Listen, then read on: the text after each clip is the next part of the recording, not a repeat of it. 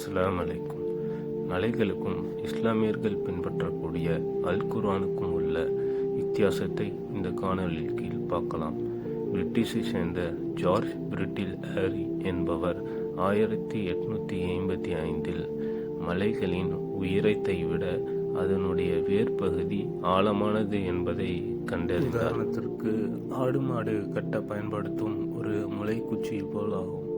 இதற்கும் அல் குர்ஆனுக்கும் என்ன தொடர்பு என்று பார்த்தால் 1450 வருடங்களுக்கு முன்பதாக அரபு நாட்டில் ஆடு மேய்த்து கொண்டிருந்த நபருக்கு அருளப்பட்டது தான் அல் குர்ஆன். அல் குர்ஆன் மலைகளை பற்றி கூறுகிறது. பூமியை விரிப்பாகவும் மலைகளை முளைகளாகவும் நாம் ஆக்கவில்லையா? எந்த தொழில்நுட்பமும் இல்லாத காலத்தில் ஒரு மனிதரால் கூறியிருக்க முடியுமா? இது நிச்சயமாக இறைவனுடைய வார்த்தை தான்.